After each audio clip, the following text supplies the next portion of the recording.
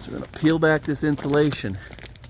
The door doesn't fit in my opening. I made a very costly mistake.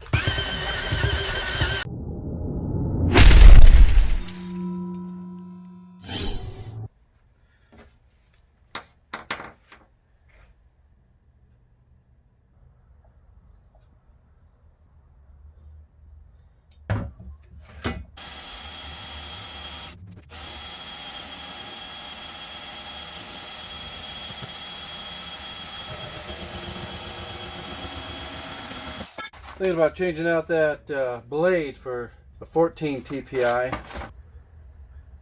6, 7, 8, 14, 15, 16. Is it really going to make that much of a difference? 2 teeth per inch. I think we're just going to keep with this until this one breaks. A lot of times these things break if you get in here funky.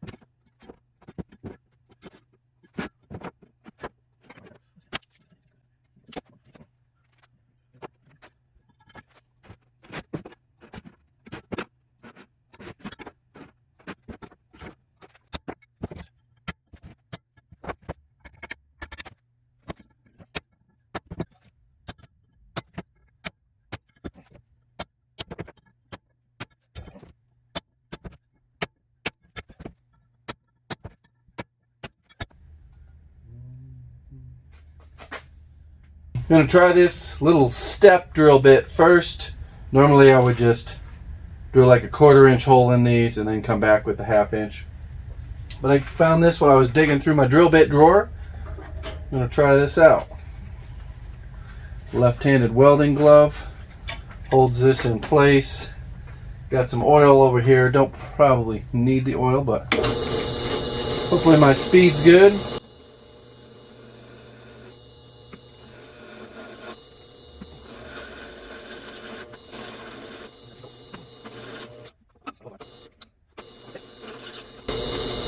That is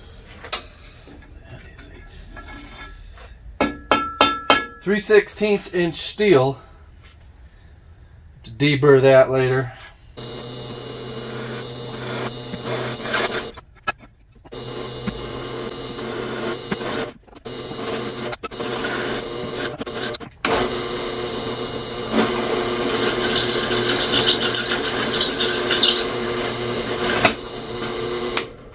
So if you're wondering why this stops, it's because this is belt driven.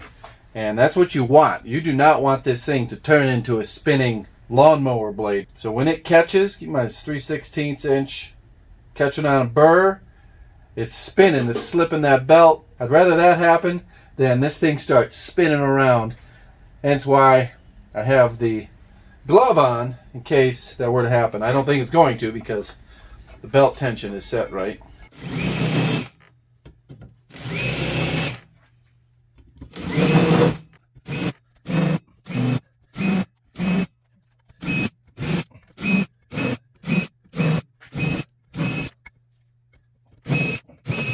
I got a little ahead of myself with the insulation. I am now installing my gigantic heavy-duty angle brackets that sit on top of the top plate and through bolt to that large 2x12 ledger board that is on the outside. This little mudroom hallway addition here is not the main focus of this project. It's just a little icing on the cake. The main project is the outdoor living space, and that ledger board is going to support a massive roof, and we got to have a lot of seaport. This is really only half of it. It's over engineered. Right now I got to embrace the itch and get all these brackets on. I'll give you some up close shots of what this looks like once I get this one in. There is a total of 5. 1, 2, 3, 4, 5. And then there's going to be through bolts through the header that's above the header. Yeah, so this is going to get bolted all over the place. I have my bracket clamped underneath, tight against the wall. I'm going to pre-drill. Then this flips up top, gets through bolted, and then I drill out. It's not always graceful getting these holes lined up, but it's working out so far. This will be my third one.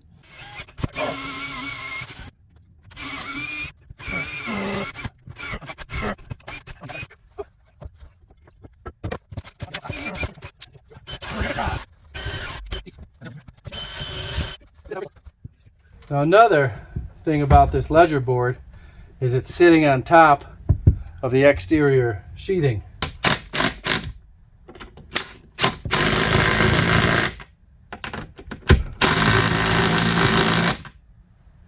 Send that sucker home. There's a little bit of measuring. You can see this line here and this line here are going to be the exterior roof's rafters. So I had to miss those with this bracket. I had to miss these rafters and I had to miss these studs. So I had to do quite a bit of measuring, transferring my measurements from the outside to the inside, and I put a big X where my brackets can go. 1, 10.5, 15. Just about done with this wall insulation here. It went by very quick, though I didn't really get much footage of it. Sorry about that. I'm putting the last few pieces up here. Now, if you got questions, you know where to put them.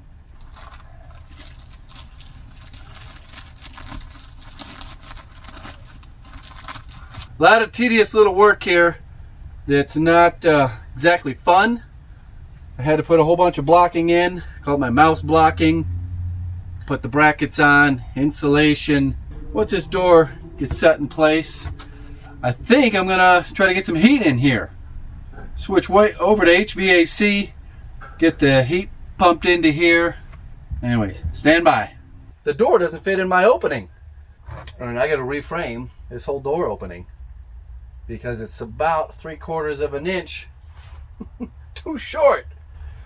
I'll put up my mistake up on Patreon. I'm also going to do a whole video on insulation, ceiling insulation.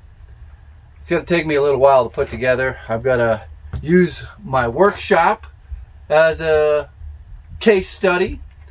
I'm actually going to use different parts of this house as part of the different areas to look at, to kind of show multiple different insulation scenarios. Well, look for that on Patreon. It's Friday, 6:18 p.m. It is not time for me to cut this header out, rip these jack studs out, cut this down, raise that up, try not to tear my insulation out, put new studs in, but it's got to be done. I cannot leave here till that door put in place.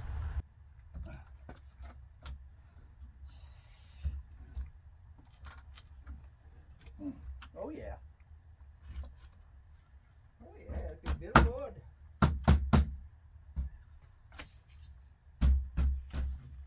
We're sagging. Saggy bottom. Rest this like that.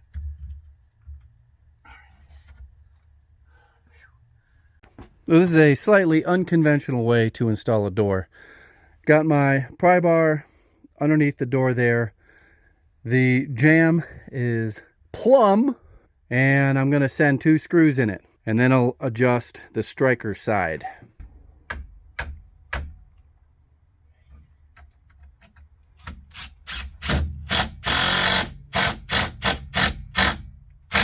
Just see if it closes. Ooh, look at that. Nice. Even there. It's a little further out at the top, the door. So that means we could bring this just a Tuesday out that way. But starting to come along.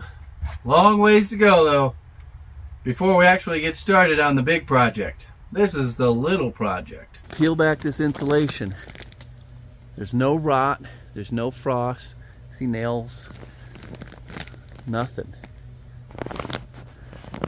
I feel cold right there. But there's no frost, no rot, no moisture. Guys, here's my backyard. Covered in snow, little mini snowman over there. Couldn't ask for more humid, cold conditions in winter. If you stick around to the end, you know that we go over comments and questions from the previous video.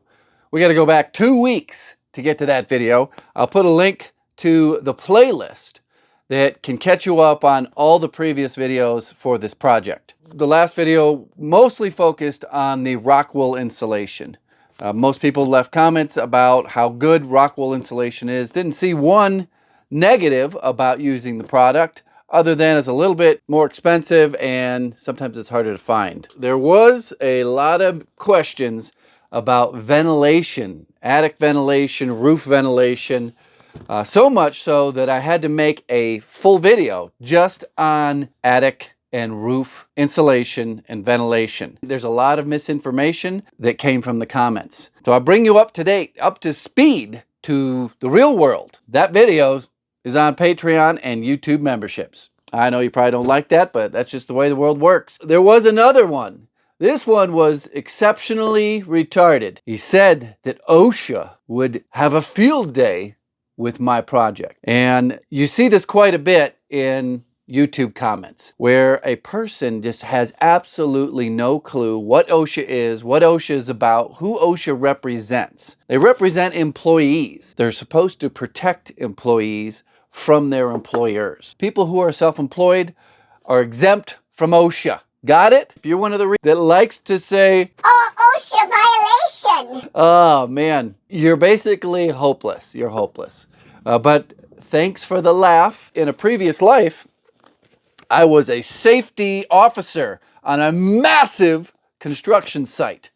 And I had to go around and write safety violations for the company I worked for so that if OSHA did show up, we would not get any safety violations. Wasn't a job I liked to do because I had to really mess with people. If we saw extension cords where the end just came loose a little bit, the insulation pulled back, and there was any exposed wires, I think half my, looking around, I think about half of my extension cords are like that.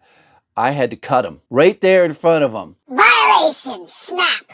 And then, which was even crazier, is I had to write a fine to that subcontractor. I didn't think it was fair, but they signed the contract. If they couldn't remain compliant, they were going to be fined. And that fine came out of their progress payments. I don't have to worry about that anymore because I'm self-employed. And a lot of you don't have to worry about that because you are self-employed. Or you're just a homeowner doing your own work. If you got questions about today's video, put them down below. If you really want to be educated on insulation and attic ventilation and physically see multiple different roofs and how they're insulated, there'll be a link in the description and how to view that on both Patreon and YouTube memberships. Patreon, you can get in touch with me directly. That's the only way we can have a one-on-one conversation through messages. YouTube memberships doesn't offer that, but you do get all the behind-the-scenes videos. Thanks for watching. Goodbye. Safety, Sally.